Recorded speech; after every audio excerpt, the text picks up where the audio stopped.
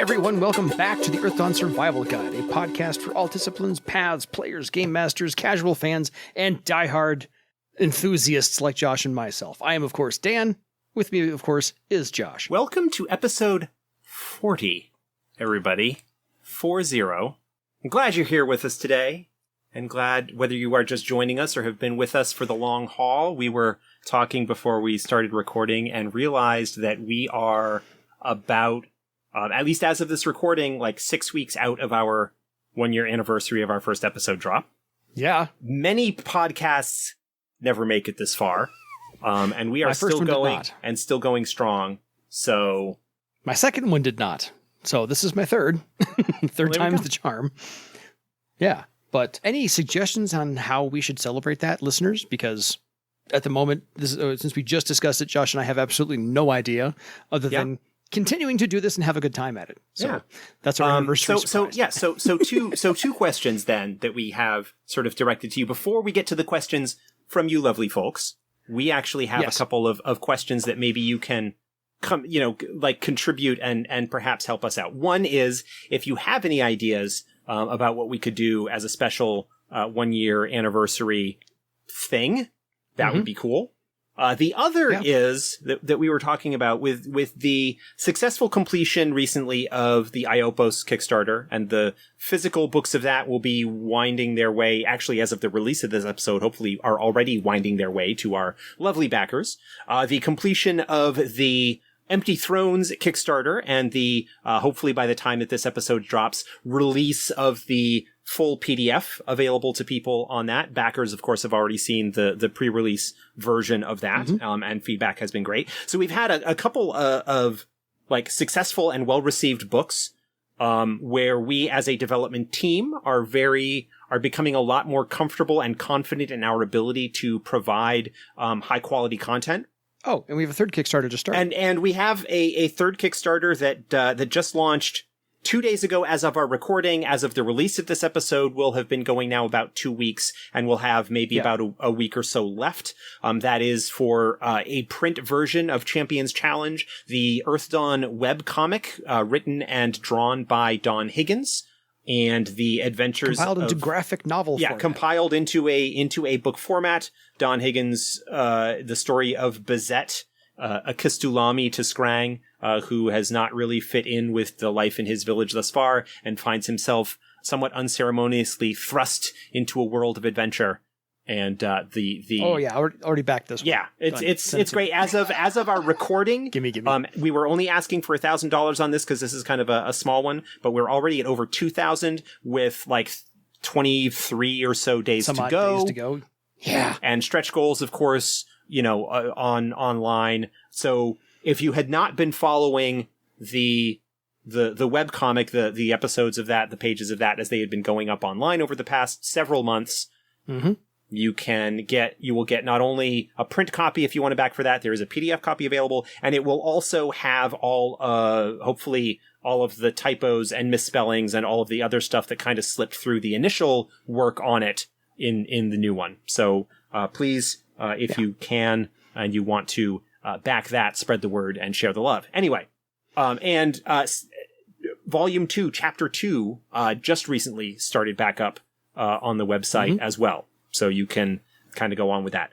Anyway, with all of this fantastic... first question. So with all of this... Anniversary. Yeah, so Second question. Second question. We are trying to, I think, come up with ways to spread the word, to, for lack of a better term, evangelize Earthdawn outside of the wonderful and loyal fan base that we have built thus far. We had more backers for the Empty Thrones Kickstarter than we had for any Kickstarter except the original 4th edition launch, which is great. That shows that things are growing in a positive direction. But we want to... There is still a situation where people are not aware that Earthdawn is back, that we're releasing it, or maybe that it's even a game that exists. And if there are anybody who has any ideas about how we might be able to spread the word about Earthdawn, send those in as well. Obviously, we can't guarantee that we would be able to do everything for them, but that would be really, really We'll take cool. ideas. Yeah, we'll happily take How do we ideas. advertise? advertise, get the word out, get new people involved, get old people back if they didn't even know 4th edition's a thing, or, begin to overtake the market share from everybody else we possibly can, because that's what we want to do. Well, and I say we, like I'm on the development team. I'm not. Josh is. So, but dang it, I want world domination for Earthdawn. Anyway. It's all I've ever wanted. So those on ideas. to your questions. Yes. So if you have any ideas on either one of those, send us an email. EDSGpodcast@gmail.com. If you have any other questions or suggestions or feedback that you want to throw our way, that is the address to use as well. We've got a bunch of emails that we're going to get to.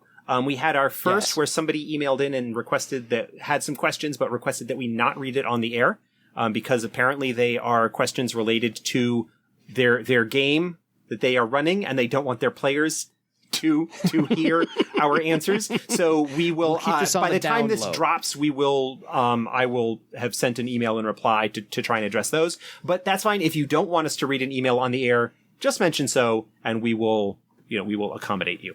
Yeah, we're honorable folk. We'll take care of you that way. So anyway, on to the first one from Lee. Hi, guys. I've recently started playing Earthdawn, and I'm currently running around with a wielding archer. Cool. Enjoying listening to the series, and some of the background lore has been quite a revelation to me. I'm playing the role from a viewpoint of being a soldier, a part of a unit.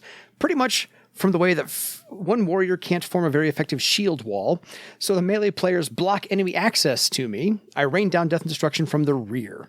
Archers, compared to other classes, really don't have options for weapons. As a wieldling, I have one weapon choice, which is really limiting.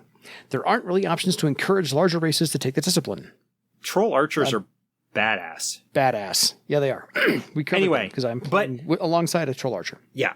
So without going into custom weapon design system, how feasible are more ranged options doable? For example, for each +3 strength minimum, get a +1 base damage step and a +10 to short range, maybe? So without going into custom weapon design, what else can we do for the wielding archers? So the thing that I would look into, especially if you're looking at a wielding archer, is you want to invest in a thread bow. Like you want to get a thread item that is a bow, because that will just boost your output. In fact, on the Earthdawn developers blog just this past weekend as we record this, so this would have been the blog that went up for August 7th. I actually posted a wielding thread bow called Fang. Coincident that was like, this is an item that I came up with a while ago. But it is a wielding bow specifically designed. The premise around it is that it, in addition to having some of the standard like damage and attack boosts that you often see with magical items, its kind of special ability, its theme is that as you progress in the ranks, you gain the ability to magically infuse arrows that you fire from it with various types of poison. So it starts off, the first one that you get is kind of a slightly weaker version of the Kisra sleeping potion, or sleeping poison. It gets a little bit stronger. And then you also get a straight up damaging poison and a deadly debilitating poison that at the higher ranks.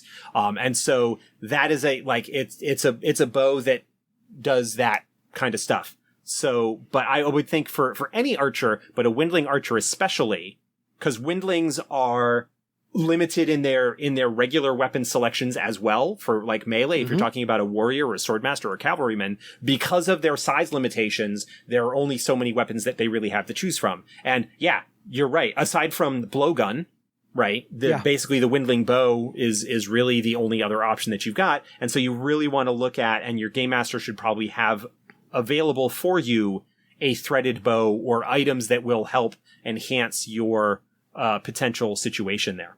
Yeah, because wieldlings are people too. Yeah. Maybe a sling is my only other thought, but otherwise I think thread bow, easiest way to get that taken. I mean, we talked about weapons a little bit in a past episode, and the limited, like, how granular, how much variety there actually is within the weapons, just because of the limitations of sizes and damage steps and things like that. One of the other things that you might look into, and I cannot at all speak to how balanced and or broken they might be. I know there have been some fan projects out there that you can probably find online. I know there was one that like developed different types of arrows that you could fire from the bow to like change capabilities and add different stuff like that. Again, I have not really looked at it. I cannot speak at all to its suitability or potential game breaking sort of situation. But yeah, other than like really doing a massive overhaul on how weapons kind of work in general, it is a little bit unfortunate that Windling archers in particular, but Windling characters in general, don't have a whole lot of choices when it comes to their weapons selection. And so at that point, even more than other disciplines other races tend to rely more on thread items to kind of make up for that. Fair. All right, on to the second email we got, and Josh is going to get taken to task here by Kagorsi, because Kagorsi had to make an appearance. So this is what I get to do, character voices. Yay me. And I'm sorry, listeners. So far, nobody's complained, so I'm going to keep doing it. Especially Kagorsi himself has not complained, so I'm going to keep doing it. Greetings again, friends. It is Kagorsi, and I am writing this to thank you for your inspiring talk of all things Swordmaster. In it, we have discovered that Josh and I are 100% in complete agreement that orcs are most certainly the best Swordmasters. I congratulate Josh on his admission, although I am sure it is hard for him to lend voice to it, as he is so fond of Tiskrang. Perhaps that is why his word choice danced around the acknowledgement. It is okay, Josh. We understand the meaning of your words by the manner in which you spoke them. While speaking of Josh and the words he has used, I must say that I have a bone to pick with him. He has called out the poor scribe Brandon for a lighthearted joke about some other fantasy system, and now I owe it to the scribe's honor to call Josh out for his treatment of some of the best swordmasters in all of Barsave. If my memory serves me right, even in my advanced age, I do believe Josh said the following in this wonderful episode. Wooing the ladies. Two-handed sword guys. Big axe guys. Quarterstaff guys. While I do admit I have a few strong women that took a liking to the company of other women, it would appear that Josh is in need of some sensitivity training. I do believe a short apology is called for here. I know it was not intentional as he is a very big fan of Knave, but I would like to hear his response. I will also point out that a portrait of a very famous swordmaster appears in what you call the Player's Guide. That great swordmaster is both a woman and a very smart swordmaster, as she wields a real two-handed weapon and not a silly pair of toothpicks. Also note she has killed a named great dragon and is showing off her kill. I should also mention there is a portrait of the treasonous Tiskrang illusionist a few pages prior that has cast an illusion on the vanquished great dragon to make it appear as a mere drake or dragonling. Do not squirm too much, Josh. It is all in good fun. Until I find something interesting to say, I will take my leave. Always a fan, Kagorsi. That is fair. And I absolutely realize that my tendency and the shortcomings of the English language and the not truly gender neutral use of guy and dude and whatever as, you know, as a generic term. No, sword master ladies are phenomenal. Knave, as I mentioned in that episode, is awesome. Mm-hmm. Whether one is partial to the dudes or the ladies, all are welcome and all are awesome. And it is a off-the-cuff shortcoming, something that I am working on in terms of being better in the language and the words that I use when I am speaking. And so it is absolutely fair, and I appreciate the call out and the mention that I was being a little bit too patriarchal, too typical in that. Since we just passed 10,000 downloads, listens, whatever you want to call it, 10,000 plays to this podcast over the course of our 40 episodes, including this one, we have checked the metrics, and there's about a 4% listener base of our listeners that are female. Mm-hmm. We would love to hear from you, by all means. Yes. Please let us know you're out there, what you like playing, what you're doing. We want to hear from you. That will remind us both to be more inclusive. Yeah. And we always want inclusion. Yeah, I mean, we've got, you know, we've got some great people that work on Earthdawn with us. Obviously, Andy Watson, the project manager and the one who rides herd on all of us crazy creatives, trying to kind of make things sure that things keep flowing in the right direction. Monica, who has done the maps for the past few Legends of Barsave adventures. For us, from the Polish fan contingent, stayed with her and her family when I was out there, a little over a year ago. And, again, spoke with her at the Orichalcum convention recently. She has done phenomenal work. We've had artists and whatnot. We've had some writers contributing to some of the books that were women. We would absolutely love to see more of that. And absolutely. Please accept my apologies for my falling back into the rut of non-inclusiveness that sometimes happens. So, okay, we've pointed out through our discussion of the races, which we're going to get to Obsidimen here later on, that the Tiskrang are matriarchal and the orcs are as evenly... there's no power dynamic as far as patriarchal or matriarchal in orc society. They're all equal. So, like that. Anyway, so yes, with the nature of inclusion in mind, ladies, please, women, love to hear from you and love to get more of you, by the way. Not just listening, but playing. Okay, we need to get more. Well, I think plenty of them are playing. I mean, I've had like my wife. We met because of Earthdawn. We had a friend of ours who was in a long-term running game. Had Leanne and Sarah were both long-term players in the game. I think we had Rebecca for I have played Earthdawn with loads and loads of women over the years, both at my regular game table and at conventions. I know they play. But I also know that being online, like seeing what happens in in RPG space, like say on Twitter broadly, especially in Dungeons and Dragons portion of that, and the poor treatment and abuse and crap that they have to put up with can certainly make it very difficult or uncomfortable for them to come forward. And I think the ones that do and that speak out are great. And I would like to see that be the case with Earthdawn. Yes. Oh, and again, more wonderful women who have worked on it. Anna, aka Double Proficiency online. She has been doing the layout for the Legends of Barsave adventures for the past few. I think Janet Alicio has always been contributing art since the first edition. I mentioned artists. We were lucky enough to have her come back and do some stuff for the Players and Game Masters guides. But anyway. Yes. That's just me memory checking. That's not even me reading a book. That's just me memory checking.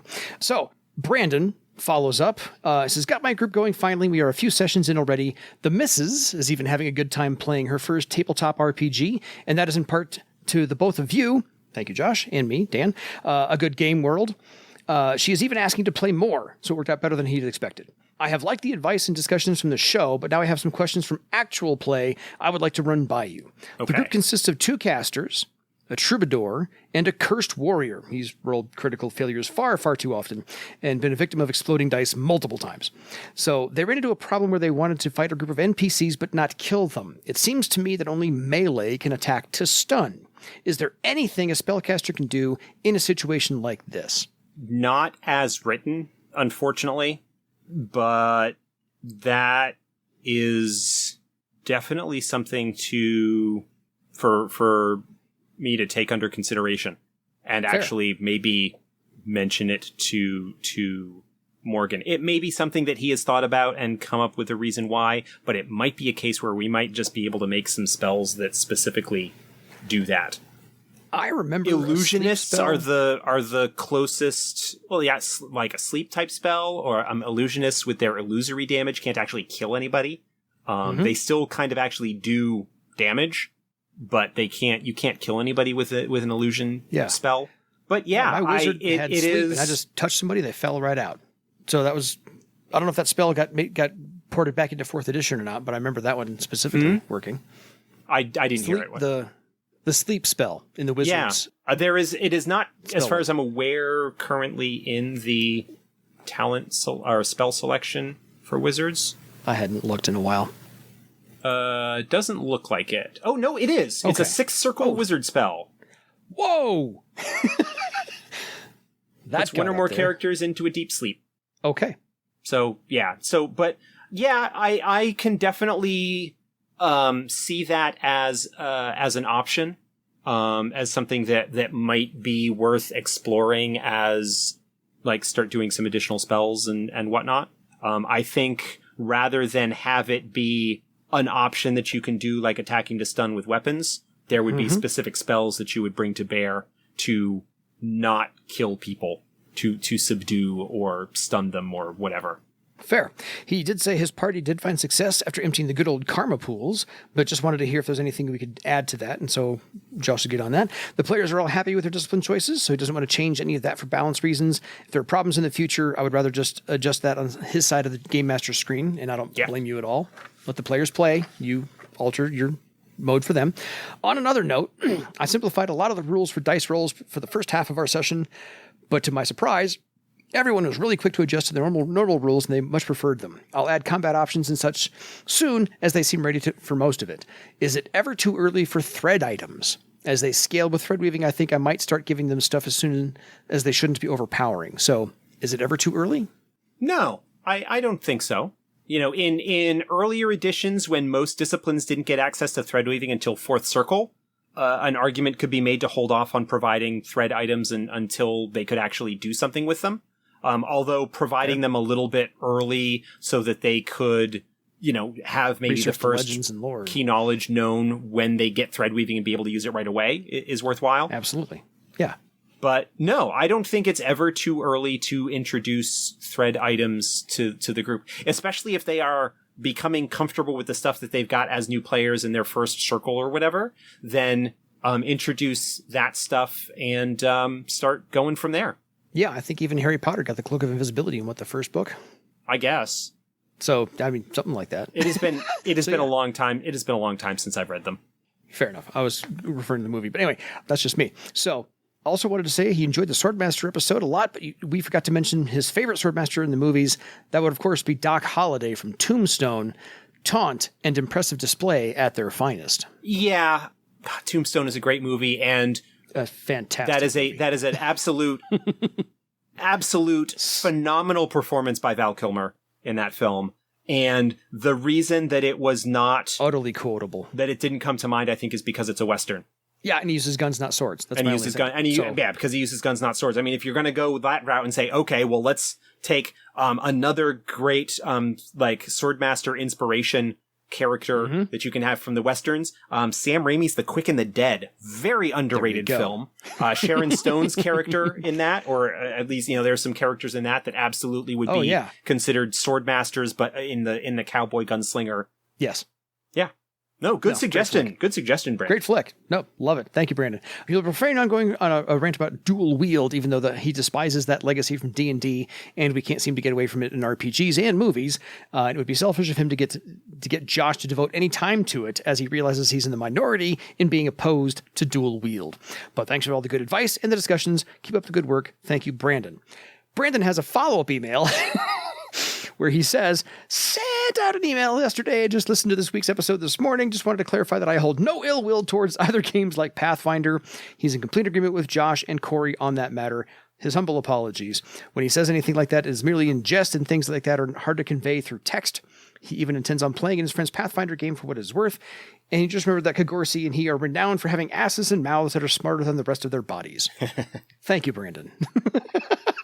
No, I know it was Brandon's email that prompted me to go on my pushback against other games. And I know that he, it was, I can tell when somebody is like gently poking fun as opposed to being a jerk about it. I have been.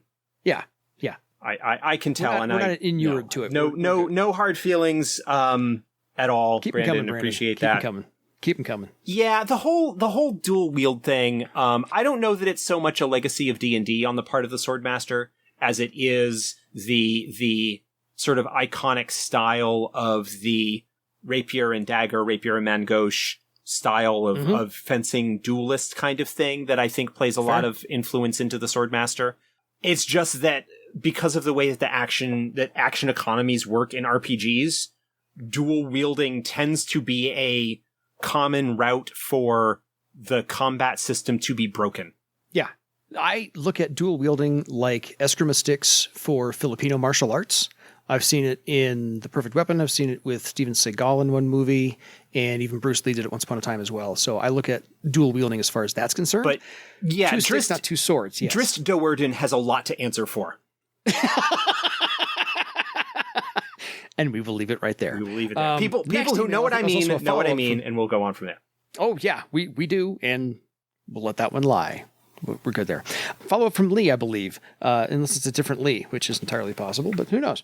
Hi, guys. Still enjoying the show. Well, good, because we're still going to produce it, so thank you. And slowly catching up to more current releases. I have a couple of questions this time. Question 1. He listened to the Archer discussion and have read the text in the player's guide, but I'm still a little unsure how True Shot is intended to work. This is his understanding of it. Please correct me if I'm wrong, because I don't want to break the game for the rest of the group. I have True Shot at rank 7. I have to declare before making my attack roll I'm using True Shot number, where number is the 1 through 7 points of karma I'm spending on the missile weapon test. Correct.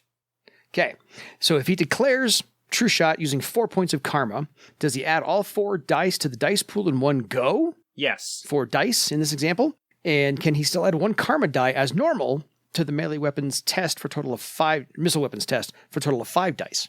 So to the first part where, yes, if he says he's going to do True Shot to do 4 points of karma, all of that gets rolled on the initial attack test. Okay. I believe, let me just flip in my book here real quickly to check the exact wording. I know what my gut says. But there's a reason we write these things down. So we can all have the same rule to play by. Yes, you can then spend the normal karma point that you would be able to for the missile weapons. Just the talent boost. Yeah, just the talent boost. For just like, because it is a talent, you can spend a karma on it normally. The True Shot then is additional karma above and beyond that. So if you have True Shot at rank 1, that allows you to then spend 2 karma on your missile weapons, 1 from it being a talent, the second from the True Shot talent. So if you have it at rank 7, and you decide you're going to spend 4 on the initial test, and you can spend a 5th one because it's a talent, so you could roll 5 additional d6 on your attack. So yes, you are you are correct with everything thus far. Okay. If he misses somehow on that test, yes, I can then add +1 karma die 1 at a time until I do hit up to the other 3 limits, because it's only a maximum of 7. Yes. Okay. So far, Lee, everything you've asked, yes. You're right on. You're spot on with your understanding of how True Shot works for archers. Okay, question 2, stopping aim. If I have stopping aim rank 4, I can force one person to remain in place for 4 turns. Does this prevent them casting spells or using missile weapons? No, because it stops movement. It does not on the ground. It does not. Yeah, it stops movement, but it does not prevent them from doing stuff that does not require them to move. So they could conceivably still cast a spell, or if they happened to be, obviously if they were attacked by somebody else, then the stopping aim breaks, because that's in the rules for it there. But no, yeah, my reading of it is that it just prevents movement. So it would not prevent a magician from not casting a spell, but it would lock them down very nicely, perhaps for a swordmaster or warrior or somebody to close and start beating on them. Totally. My personal question, this is Dan, not Lee, would that drop windlings out of the sky or just make them hover in place? I would probably make them hover in place, because having that be something where you force them to fall and take damage seems a little bit bad. Yeah, I'm going to go with that. So I hover in place, just want to clarify that. Okay, during those 4 turns of stopping aim, can I target other people to prevent them moving as well? And is the previous victim still held in place if I do? No, because keeping aim and keeping someone locked down requires you to concentrate, and you can't take any standard actions while doing so. Stopping aim itself is a standard action. And so if you take a standard action to block somebody else down, that'll remove it from the first target. So as far as I can tell right now, stopping aim is a single target effect only. That is correct.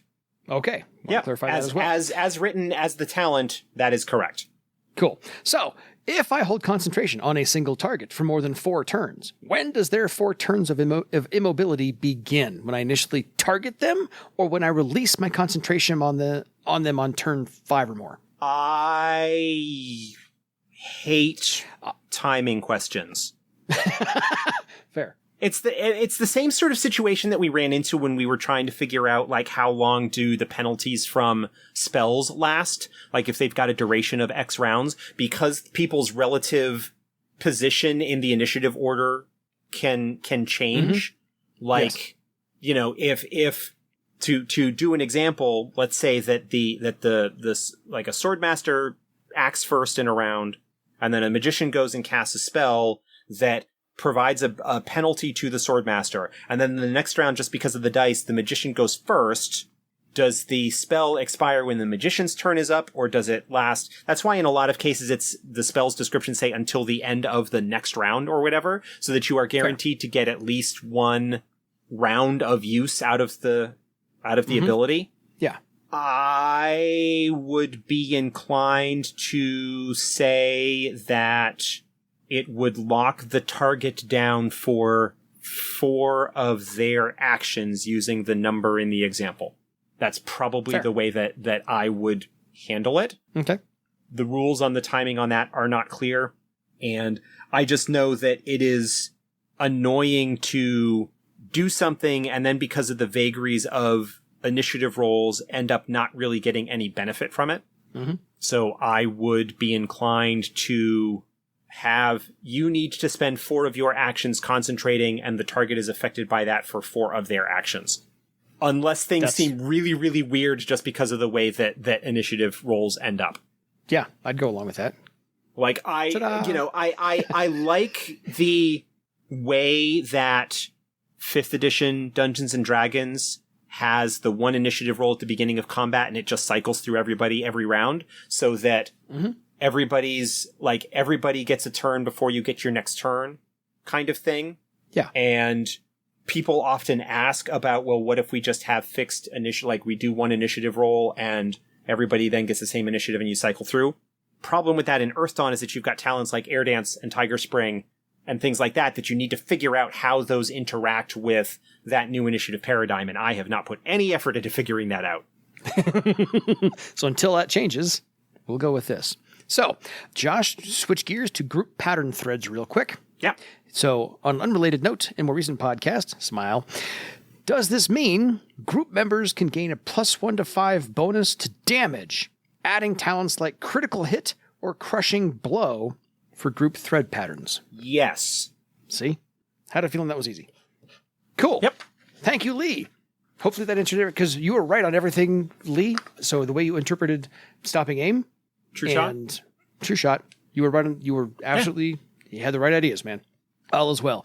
So last email from Benito. So hello, Dan and Josh. The EDSG is my favorite podcast. I used to have a long commute and now it plays in the background when I'm drawing or working outside. Congratulations, Josh. You and I have reached background status. Love the banter, the Earthdawn system insight, explanation of the rules, setting, etc. For many years, I've been in a quest to find a good Earthdawn podcast, the greatest fantasy game I've never played, more later, and you guys deliver. Thank you, Benito. Thank you. We try to. I have listened to many episodes multiple times. Wow, you are bored. Just kidding. Well, that's why we've got 10,000 listens. Exactly. Started with episode 21, so you missed the first 20 where we built up to all of that stuff. Warriors, and was hooked at make your opponent dead, hack, slash, kill, and pillage. My whole song that came from a friend of mine. The hour of rambling did hold back the cabin fever and madness of COVID world. Yay, muchas gracias. I have a deep love of Earthdawn from the first time I saw Jeff Laubenstein and Janet Alicio's art in the first edition core books and read Inheritance. Poor Mestoff. Never truly liked the Shadowrun ties, always treated like in an alternate dimension. The setting is so rich, although the rules became a barrier. 4th edition cleared my hesitancy, and listening to the podcast has given me confidence to run a campaign for my family and friends. Yay! Again, thank you, Dan and Josh. Awesome. Mostly Josh and the development team. They did the work. I'm just trying to sell it. A couple of questions. Is there a way that the talent Woodskin could provide a small unarmed damage advantage to warriors? I get it, game balance, etc., but the muscles and sinews do toughen up and create in my words, not Benito's, a more formidable object to hit with, I would look at that potentially being a knack. I agree. I was that, just going to suggest that you would develop. I don't know. Basically, it's okay. You want to do something that kind of makes sense based on what Woodskin does, but isn't really actually covered by it as a talent. Yeah. Because it's a durability / survivability talent and is more defensive in nature rather than offensive. If you want to shift it to be offensive, I have no ideas or suggestions about how you might do that, but that's where I would that's the space that I would go into. The other thing, I don't want to speculate because I would be here forever. No, fair. But is it possible? Yeah, in theory, it would be something that would be developed as a knack. might even be something that would be developed as a sort of proprietary knack only available to a certain path. Like if you sort of maybe were developing like an elemental warrior type path that did some different and funky stuff with their elementally themed talents. Yeah. Or something along those lines. At that point, you're looking at like the flavor and the reason for it existing. But yeah, I could theoretically conceive of something like that, but I have no idea off the top of my head how I might handle the mechanics. Because you would need to trade off some of the durability of woodskin, some of the durability that it provides in exchange for the offensive capability that you would gain from it. Like that's where you would need to go, and you would need to figure out a good trade-off and how to determine what to do with that. I mean, my other instinct is to say, hey, if you haven't yet, get Mystic Paths and look at the Gauntlet. I was just looking at the Gauntlet saying, do they get woodskin? And because it's been a while since I've looked at them. Yeah, but the Gauntlet wouldn't need to have an offensive capability thing for woodskin because they get the option. Yeah, they get it as a novice option. Woodskin. But they wouldn't need to because they get plenty of other things that allow them to boost their damage. Yeah. So yeah, I could idea. Yeah, it's an interesting idea. Go to the forums or to the Facet Games Discord and say, hey, here's an idea that I had. What do people think? And see what other people think. See what kind of responses you get. You've heard ours. What would you think is the most Earthdawn movie out there? Who would you cast if you could make one? And what story? Oh boy. The most Earthdawn movie I've seen, honestly enough, is Aragon, where I looked at it and said, oh, somebody played Earthdawn. I have not either read the book or seen the movie. I have not heard great things about the movie. I haven't, to be honest, heard great things about the book, but I mean, that's fine. No opinion, no shade thrown on my part at all. Fair. It's just not something that I ever got to. Oh boy. I don't have anything that immediately comes to mind in terms of like the most Earthdawn movie. I think if I were to cast, if I were to see an Earthdawn movie be made, like in my ideal world, he says, glancing backwards at his shelf. Yeah, of Earthdawn stuff. I would probably most want to see a movie version of Lost Care by Nigel Findlay. I was going to go with a movie version of Talisman, just because it's 5 interconnected stories. That would really explain. So we're like, okay, so we've got if we're looking at a standalone movie, I'd probably go with Lost Care. Fair. If I were to if Netflix were to come with a big sack of money, episodic, and to do more, or Amazon Prime, or somebody to do a more episodic like short series, I think DreamWorks, if you're listening. You've done really well with She-Ra. You've done really well with Dragon Prince. You've done really well with Kipo. And there it is, Kipo and the Age of Wonder Beasts. Okay, there you go. It's got sort of like the Fallout vibe, and it's kind of like strange fantasy kind of things with a lot of like weird creatures and mysterious stuff that has happened, and someone who was living underground and goes to the surface and doesn't know anything about what's going on. There is that kind of very definite Earthdawn vibe. Yeah. And the main character, Kipo, actually has magic powers, sort of. Mm-hmm. So it's not like very fantasy Earthdawn, but it does definitely have an Earthdawn vibe. But anyway, an animated series of Earthdawn to like I'm available for voice talent. Yeah, like... Like DreamWorks, if you're listening, like I know lots of people are looking for like properties that they can leverage into possibly being a series or whatnot.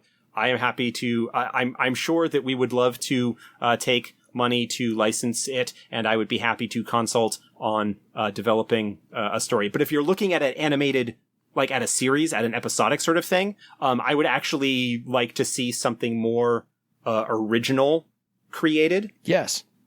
Or, something along those lines. I don't know. Fair. And casting, once you figure out what medium it is, what the story is, casting happens after that. Because look at the number of Oscar winners. Look, if we're talking, so in the Marvel movies, for Pete's sake, so you can get anybody you want. If I could get anybody that I wanted, like if we're talking animated, Rob Paulson, Maurice LaMarche. Oh, totally. Laura Bailey, Ashley Johnson. Like, there are a lot of, like, video game voice actors and stuff that I'd like to see do that as well. No, anyway. If Josh executive producing, I'm voice acting. I would not be in the story. I will voice act. I got skills. I would not be. So, last two questions from him. So, thank you, Benito. Is the Ghostmaster ritual available for 4th edition? Yes. If not, why was it removed? Yeah. So, it's available. Okay. It is available. It is not listed as a talent under the talents. I'm flipping here right now. Pretty sure it's in the player's guide, in the Building Your Legend chapter. Oh, maybe it's in the companion. Yeah, no, it is available. I think it was not included in the player's guide for space reasons. But no, it is something that's available. Ghostmaster Ritual, yeah, it's in the companion, page 113. Cool. So, it's still there. Just get the companion if you don't have it. It is still there. It is available now as a knack off of thread weaving and requires you to be have rank 5 thread weaving, so basically be a 5th circle character before you can use it. The rules for all of that are in the companion. Cool. Because it's in the companion under alternate training methods, which includes not only Ghostmasters but also the Orichalcum coin training pledge. Neither of which were in the player's guide, mainly for space reasons, but they're in the companion because they typically are required when you start dealing with higher circle characters. Absolutely. And we'll get to Nax eventually. So hang on there.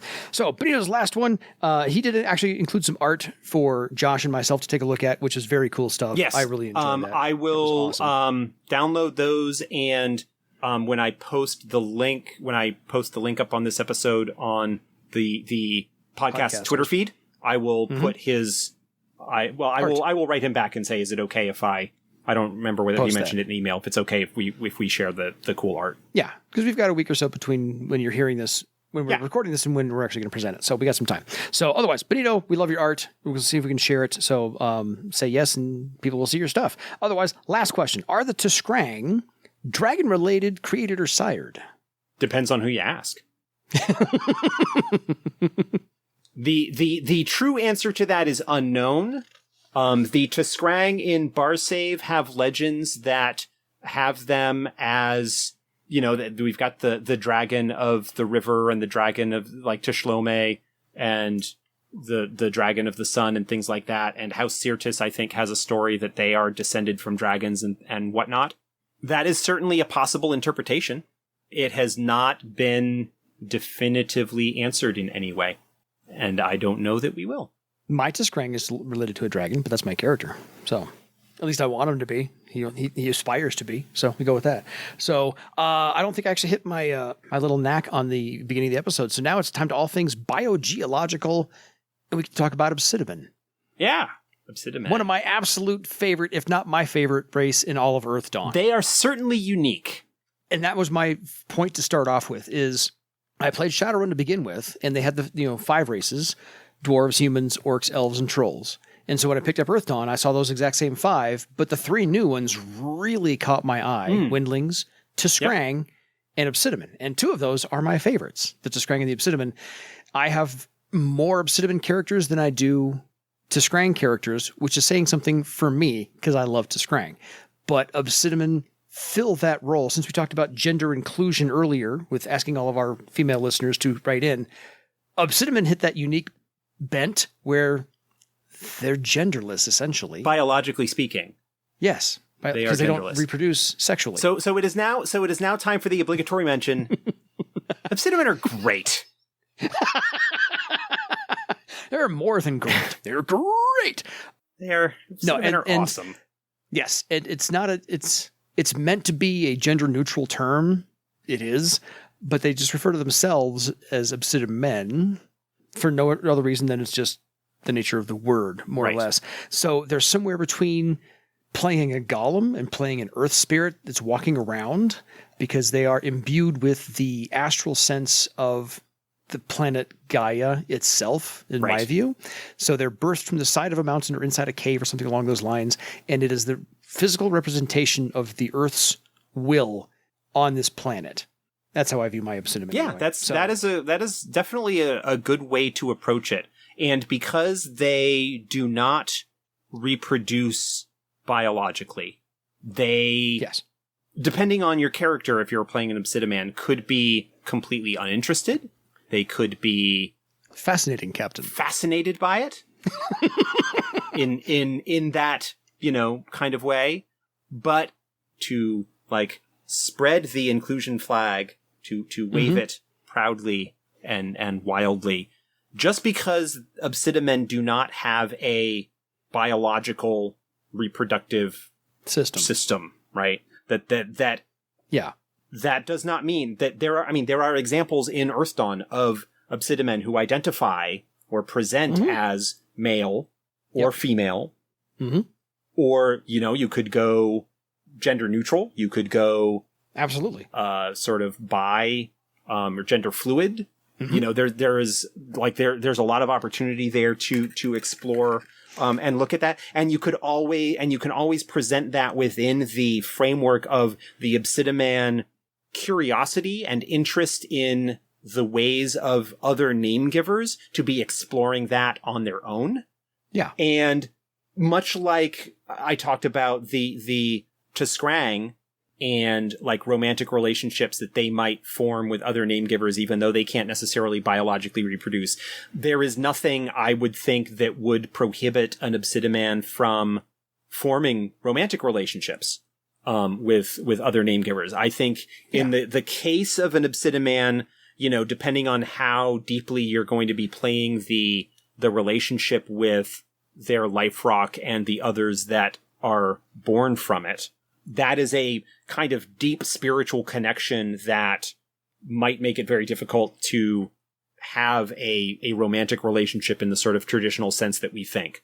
But that is something that could possibly exist as well. Yeah. So, again, Obsidimen are not born physically, biologically speaking, with biological sex.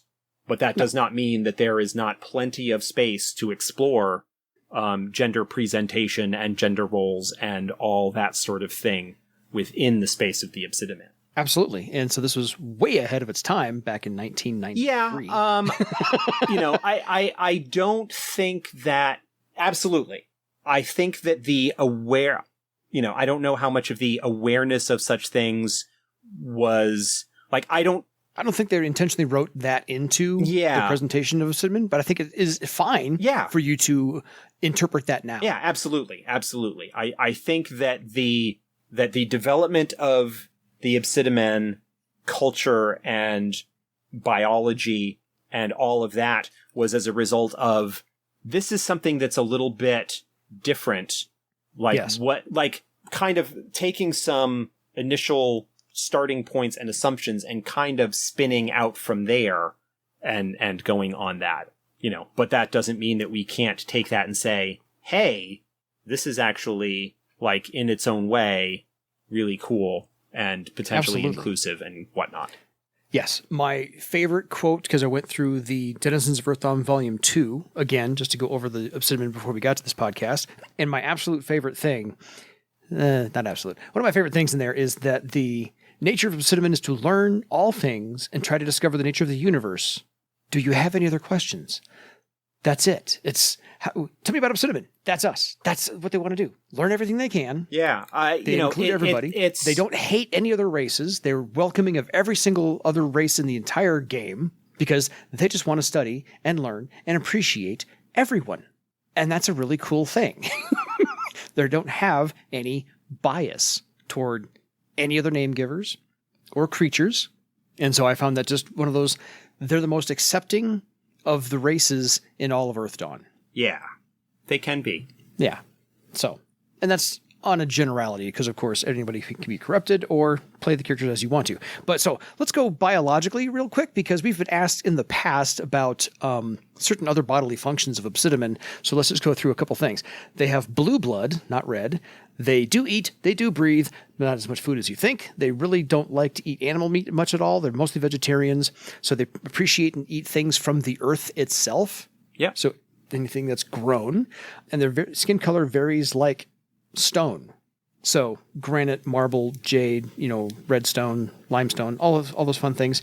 But they really do have an appreciation for, they're proud of, any Obsidimen is proud usually if they have an elongated head. Mm-hmm.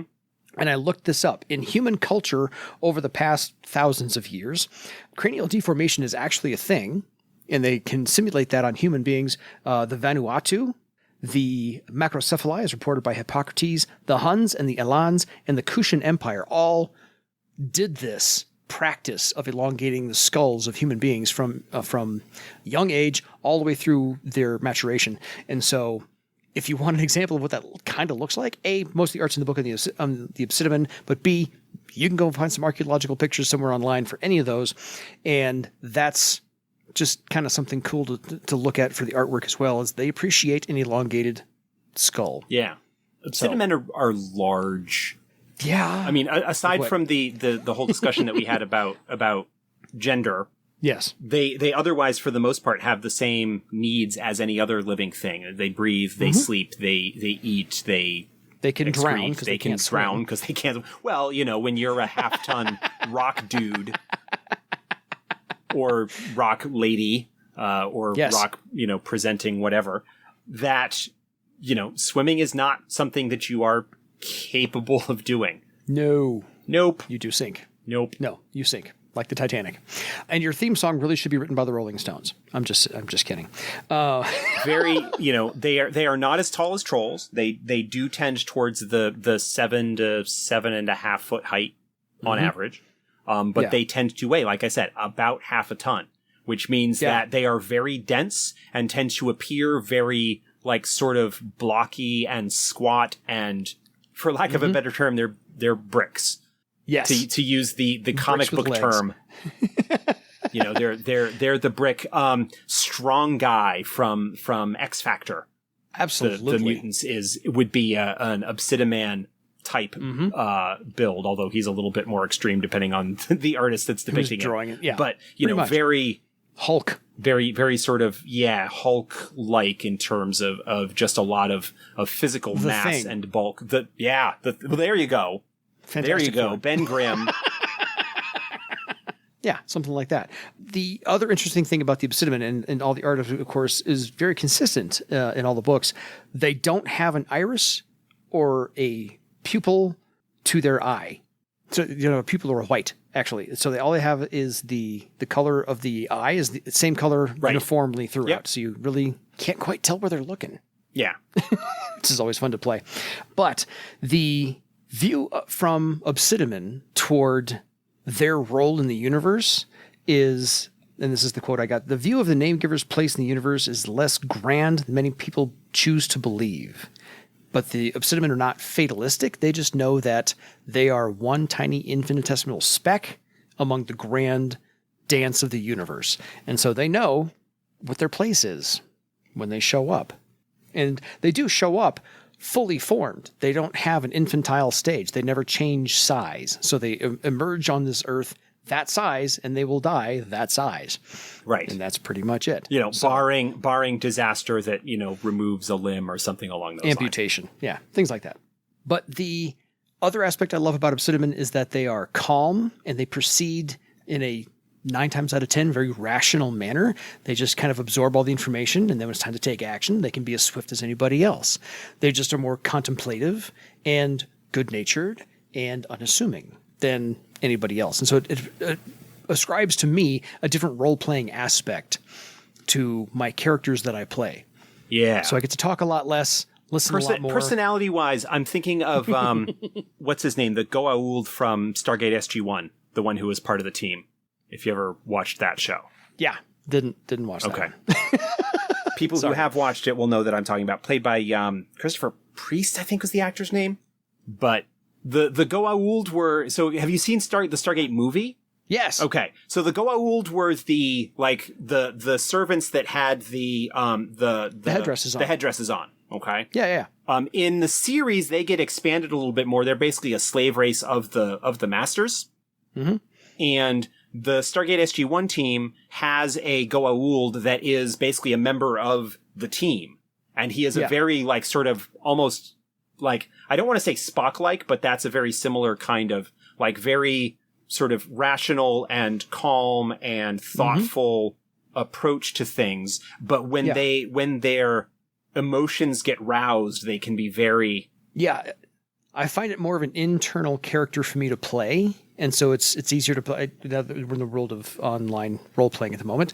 It's easier for me to do that. But in person, all around the table, I am conscious of what I'm doing playing an Obsidimen character. And so I purposefully talk less. I purposefully don't proffer anything until I'm asked. Yeah. And I purposefully just, here's the answer, and there you are, because I've already thought about it. So that's the thing that, like I said, they're usually even-tempered, not very quick to anger, and unless, because there's a trigger, kind of like a Gahad for Obsidimen, do not destroy nature, and especially trees. Trees are sacred to Obsidimen, because they are one of the few things that's actually born of two elements to them. It's planted in the earth, and it exists in can catch the wind. And so it's half air and half earth. So really, trees, they are the ultimate tree huggers. Just going to say that right now. Well, it's not any surprise that the purifier, originally an Obsidiman only discipline, but then sort of the path, which is still very cleanse and restore nature from the corruption of the horrors, tends to be very Obsidiman centric because of that philosophical approach that they have. Yeah, my first character was an Obsidian weaponsmith, and I finally got to 4th circle. I was going to start dual discipline as a purifier. So yes, right along with you. Since they are not reproducing, sexually speaking, and not procreating that way, because they don't actually have anything to do with children, they are born from a life rock. Yes. And that is usually a mountain that is the center of the energy for the Obsidiman and his brotherhood, because there's more than one usually birthed from that life rock, maybe not at the same time, but all Obsidimen that are born from that life rock in the surrounding area are all of the same brotherhood. Right. So it's kind of like a nation state, I guess you could call it. And there are always 2 elders, so there's a duality there. The life rock contains a living earth elemental spirit, which is what actually makes them emerge the times that they do. So, like I said, the earth itself is probably, feeding the world, the Obsidimen, as it needs to happen. And the life rock is named, so therefore it has a true pattern. Mm-hmm. But you probably will never hear an Obsidiman tell you what the true name is of the life rock, because that would give you power over it. Yes. Yeah. We're not going to do that. But there are 3 stages to birthing an Obsidiman: emergence, awakening, and the dreaming. Emergence is, of course, when they actually are coming out of the mountain, which could take up to a month to happen. And the elders always know when that's going to happen. It's never a surprise. So they always kind of... The life rock tells them. Migrate over there to receive the emergent one. And then there's the awakening, which takes 100 years or so to actually feed all of the information about the Obsidiman to themselves. So it's everything about nature and language and history and so forth. Everything that Obsidiman needs to know is during the awakening. And then, of course, there's the dreaming, which they can come into and out of if they meet other Obsidimen and so forth. And that's the occasional communing back with the life rock itself. So it's the transcendental meditation, per se, I guess you could call it. So Obsidimen do not like to leave the earth. They don't like to be on airships. I always attributed that to like B.A. Baracus from the A-Team. Don't get me on the plane. I'm not getting on the plane. You have to drag me.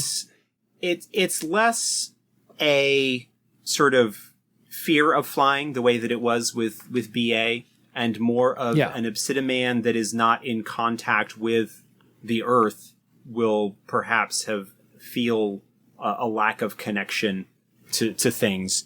Which is part of the reason why in early editions, Obsidimen could not be air sailors or sky raiders. And I still am strongly of the belief that those combinations should be rare. Yes. Because, of course, everybody wants to go and make an Obsidiman air sailor because that juxtaposition is kind of funny. Mm-hmm. And it is, but it stops being funny when you've seen it half a dozen times. True. So, just because you can. Yeah. Anyway, no, that's my character. Any Obsidian character I had that needed to get on an airship, I had to buy ground boots first. Yeah. Just so I could feel that connection and go, I'll be okay. And I always played them a little bit off anyway. I always took down my steps like 1 or 2 on purpose, just because I'm not myself on this airship. I don't feel correct. I don't feel right. But a couple of character role-playing notes. Obsidimen deeply are connected to their life rock, almost like some people are to either their religion or their home country. And so they feel a deep, deep, deep connection there. And so they will carry a stone called a life stone to maintain that connection. And it's just as bad if they lose that stone as it is losing your favorite weapon, your thread item, your clothes, or a limb for them. And they have, like I said, the absolute respect of trees, because they are sacred. So if they meet another Obsidimen, where those two Obsidimen meet, somewhere nearby, one or both of them will plant a tree in honor of that meeting. So, again, the ultimate tree huggers.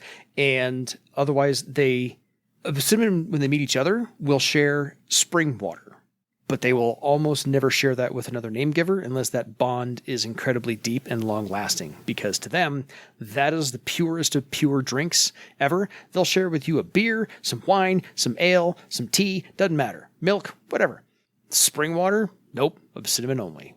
So those are just, like I said, they're one of the more fascinating roles to play. I find them more internally role-playing than I do externally. Yeah. But one of those things. No, they're awesome, fascinating. And if you're looking for a challenge when it comes to role playing and exploring a character, Obsidimen have, I think, any other Namegiver race beat in that regard. I agree, because in some respects they are so alien to our expectations. Like windlings into Scrang are exotic. Obsidimen are alien. In some regards. I mean, they're still living beings. They still have some of those touchstones, but their long life, their deliberateness, their deliberate attitude, their size, while they don't share the raw physical size of a troll, for example, they have the mass, like double the mass of a troll. And so everything that I said in the past episode about trolls and how the world is not really made for them, for the most part, goes equally so or doubly so for Obsidimen. Because while Obsidimen don't necessarily have the physical size, that bulk and that weight can make it really uncomfortable. Like Obsidimen probably don't like getting rooms on the second floor of an inn. Agreed. Because of the possibility that they could put too much stress on the structure and cause it damage. We've had many an adventure where we couldn't rent a horse for Obsidimen because it couldn't carry them, so we had to actually get 2 horses and a cart, and the Obsidimen always rode in the cart. That is the most common transport method for Obsidimen, is to get a cart with a couple of horses or mules or oxen to pull it. Yeah. Because you need to get into like Thundra beasts and things like that before you have a mount that is potentially able to carry their, or an elephant or something like that. And then again, not too big fans of riverboats. Yeah, water bad. They don't want to go over. Airships bad, riverboats bad, mounts bad. Yes. Just there are many obstacles that need to be taken into account with Obsidimen. But the rewards that you can get as far as playing one and the explorations and stuff are just amazing. Agreed. Because aside from the other brothers that are birthed from the life rock itself, they will create, to Josh's point, they will create those bonds. And having a romantic entanglement is a separate thing entirely, if you want to explore that route. But Obsidimen are the living embodiment of family of choice. They will, because they really don't have brothers and sisters, no siblings, no parents, no aunts, uncles, or cousins. If they choose to hang around you, we understand them, at least not the way we understand them. If they choose to hang around you and be with you for a long period of your character's lifetime or your friends' character's lifetimes, whatever those are, that is their family of choice. They will call you brother to a degree that they can, but their true brotherhood is with anybody else birthed from that same life rock. But you're just one step below that. Right. So, So they are the living embodiment of family of choice. Which is a great idea. I absolutely love that theme and love seeing it show up. Anyway, stats. We've gone long. Well, we had a lot of email. We're going a little bit long this week. That's fine. We'll shorten something else up. So, Obsidimen have, aside from windlings, like the biggest variety when it comes to their stat choices. They get a -2 dexterity penalty, which can cause problems for any Obsidimen who want to pursue a more martial discipline. Warrior, Swordmaster are a lot less common because a Swordmaster relies a lot more on finesse as opposed to strength and endurance. So Obsidimen tend to ward Warrior more than they do Swordmaster, especially where the Warrior gets more talents that allow them to boost their initiative to overcome that dexterity penalty. They get a starting strength in 4th edition of 18, which is a full step higher than Trolls, who are second at 14. Obsidimen have ridiculously high strengths, which is again why they are sort of so well suited toward Warrior, the physical, as it comes to a discipline. An Obsidiman spellcaster can be knock you flat. So very formidable.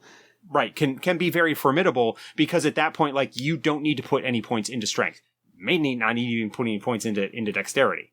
Obsidimen have a base 13 toughness, which is a full step above sort of the human baseline. And in addition to that, they have the racial ability of +3 to their wound threshold. So they've already got a higher toughness to begin with, plus it's even harder to wound them. Yep. So they are very durable, which is a great thing to have for any discipline, whether you're going to be a fighter type or a spellcaster or a support class or whatever. It's great for that. Perception of 9, willpower of 10, a slight negative to their perception, the same way that you have with a troll, which makes it slightly more difficult to be a spellcaster with them, but not painfully so. Willpower of 10 is right in the baseline average. So there's no problems there. And a charisma of 9, again, a very small penalty. It's the same as what you have with an orc. In the case of the Obsidiman, that probably represents the fact that they do not have the same kind of cultural upbringing and indoctrination that you would have with other Namegivers in terms of a childhood and being able to understand society, and would play a little bit into their traditional presentation as being a little bit more naive, trusting and guileless, in that regard. Naive. But, I mean, Omasu is a troubadour. Obsidiman troubadours are pretty cool and nice. Their movement rate is only 10 because they are big and slow. Their karma when they get going. When they get going, it is that momentum. Their karma modifier is 3, so they don't have much in the way of karma to overcome that. They've also got some other restrictions that kind of come into play when it comes to their racial abilities. We mentioned the wound threshold increase. They are limited in what they can wear for armor. Yes. They will not wear anything except living armors, those are noted in the Blood rules pebble, as appropriate. living crystal, Fernweave. They do make up for it with a natural armor of 3. So it is, not uncommon for an Obsidiman to basically head toward Blood Pebble. Like, they might not start off with any armor to begin with, and instead get a big shield to boost their physical defense. Then start saving up to get Blood Pebble, because their natural armor does stack with whatever armor they get. So, so you get Blood Pebble and natural armor of 3, you get like an 8. You've got physical armor of 8 and a mystic armor of 3 on top of whatever other mystic armor you might already have. Then, the changes to shields providing physical defense bonuses instead of physical armor have really helped. One of the weaknesses in early editions of Obsidimen was because they had that sort of lower dexterity to start off with. Yeah. And the way that armor-defeating hits worked in earlier editions meant that even an Obsidiman who, say, had Blood Pebble armor and a body shield, which is usually what Obsidimen go for to get the most armor kind of out of that, because of their lower dexterity, tended to get the armor-defeating hits more often and make their armor not worth anything. The changes to armor-defeating hits and the change to shields being a physical defense bonus instead of an armor bonus make Obsidiman warriors, because warriors tend to be weapon and shield, absolutely brutal. Like, Obsidiman warriors, because at that point you get a shield, you get a body shield that gives a +3 to your physical defense. That makes up for any physical for any dexterity shortcoming that you might have as a result of that. Period. Right. And then so maybe you're back to 8 or 9 or 10. Right. But then you stack, and then you stack that with all of the warrior other stuff and the fact that you're looking at starting, you don't need to really, you can get to a base strength of step 8, right out of the gate without really any investment of points. And if you really want to go strong, you can get up to a step 9 with an Obsidiman and just be an absolute monster when it comes to dishing out damage. You don't rely on your karma over much, but I've got an Obsidiman warrior that is one of the pre-gens that I have for the convention games that I run, and he is awful. He's awesome. I was just thinking about an Obsidiman on a Stygian for a cavalryman, and just the strength bonuses. Yeah, go there. The problem with a cavalryman, and this is the kind of the case with other atypical Obsidiman disciplines, is that typically you are not going to be giving a Stygian or a Thunder Beast or a Dire or something like that to a starting character. No. Because their power is so out of scale with the rest of the group. Mm-hmm. So that kind of, while it's not prohibitive, really kind of makes Obsidiman cavalrymen really, really hard to work into a game. Yeah. Obsidimen are phenomenal. They're fantastic concepts of characters, and there's so much room for those characters to interact with everybody else. So I love them. I absolutely love them from a game master perspective, from a player perspective, from my character perspective. I have loved them forever. And yes, I own both copies of the Life Rock novel. So yeah, the Prospera press version and the Red Brick version. So yeah. Mm-hmm. We talked about the Tiskrang sort of being an iconic Earthdawn special thing. The Obsidimen are right up there in terms of really making Earthdawn feel different when it comes to your fantasy RPGs. Yeah. And if you want a visual aspect of what they look like, look at Korg from Thor Ragnarok. Oh, yeah. And Thor, the Dark World, he fought one of the same race, didn't have a name. It was just a guy in the battlefield. He took down with one hit, but that's about the size they are as well. So just look to them. And so if we're ever going to cast, because somebody asked the question, if we're ever going to cast, we get Taika Waititi to voice. We get Taika Waititi to voice an Obsidiman. Absolutely. There we go. Do that. And we've got Korg for the screen representation, but if they do an animated feature, it's even better because that way, the special effects come down way, way more affordable on those. But anyway, we have gone on quite a while. Thank you, everybody, for sticking around. If you have any answers to the questions that we posed way back at the beginning of the episode, if you have any other questions that you want to ask us or any feedback or anything like that, edsgpodcast@gmail.com. So yeah, what did Josh and I do for our first anniversary on the podcast? What podcast-related thing can we do for our first anniversary? Getting through that. And then secondly, how do we spread the word and advertise and get more people involved in Earthdawn? Yes. That's it. So other email than that, us your social medias, check the links. You know where to find us. Absolutely. Get a hold of us at edsgpodcast@gmail.com. Otherwise, folks, thank you for listening. All this time, we're 80 minutes in. Woo, baby. Longest one yet. It is time for you to go make your Obsidiman legend. Good night, everybody.